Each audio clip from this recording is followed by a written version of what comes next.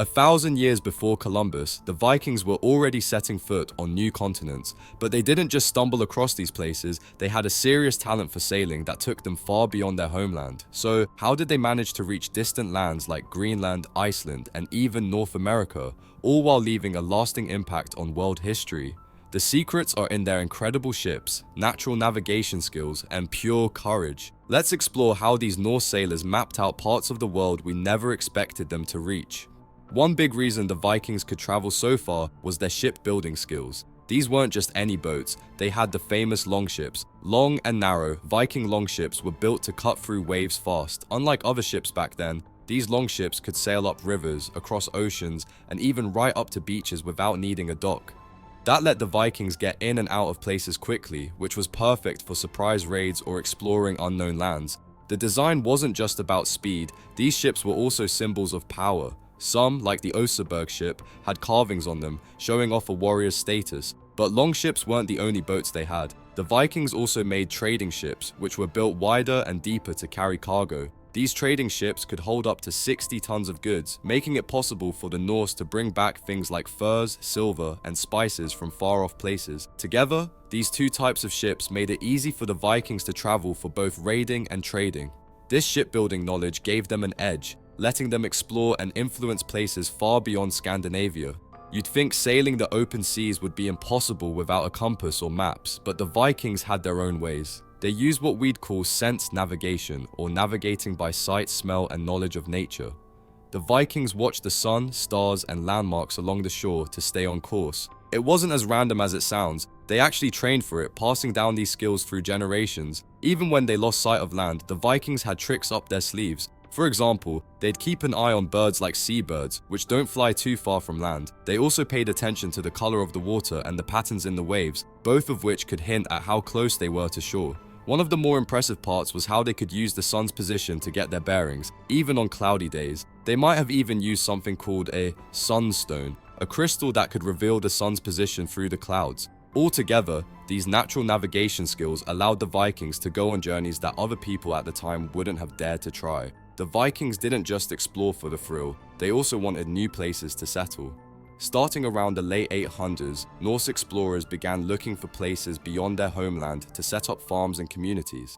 Iceland was one of the first big successes. Led by pioneers like Ingolfur Arnason, the Vikings built settlements there, establishing a society that survived for centuries. Next, Erik the Red discovered Greenland after being exiled from Iceland. He convinced others to join him, and soon, Norse settlements popped up along Greenland's icy shores. Then came the most surprising find, North America. Leif Erikson, son of Erik the Red, is thought to have reached a place they called Vinland, now believed to be part of Newfoundland. These settlements didn't always last, but they showed just how far the Viking spirit of adventure and their drive to settle new lands could take them. From their explorations, the Vikings soon discovered Iceland, a land full of natural resources and plenty of open space. This new land offered fresh opportunities for the Norse to build a society free from the conflicts back home.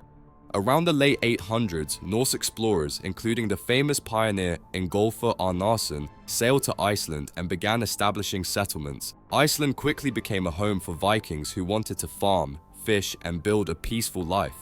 This isolated island developed its own culture and even its own set of laws, unique to the Icelandic people. The society they created here flourished and lasted for generations, giving us many of the Norse sagas and myths that tell us so much about Viking life today. The settlement of Iceland was an example of how Norse explorers weren't just warriors, but also settlers looking for new places to call home. Erik the Red is one of the most famous Viking explorers, especially known for his role in discovering and settling Greenland. After being banished from Iceland for a feud, Erik decided to search for new land to the west. During his 3 years of exile, he explored Greenland's coasts, finding areas that he thought were good for farming. When he returned to Iceland, he called it Greenland, hoping the appealing name would convince others to join him in settling this harsh but promising land. Erik's marketing worked. Many Vikings took a chance and followed him to Greenland, setting up farms and communities along its fjords. The Vikings who settled there learned to adapt to the cold and isolation. They raised livestock, hunted, and even traded goods like walrus ivory with Europe. At its peak, Greenland's Norse population numbered in the thousands, and they built a society with farms, a bishopric, and a trading network. Erik the Red's leadership not only brought people to an icy, challenging place, but also created a society that survived for almost 500 years. Leif Erikson, son of Erik the Red, took Viking exploration even further by heading west from Greenland. According to Norse sagas, Leif's ship accidentally sailed off course and landed on the coast of what's now Canada around the year 1000. He named the area Vinland, meaning land of wine, likely because of the wild grapes and fertile land he found there.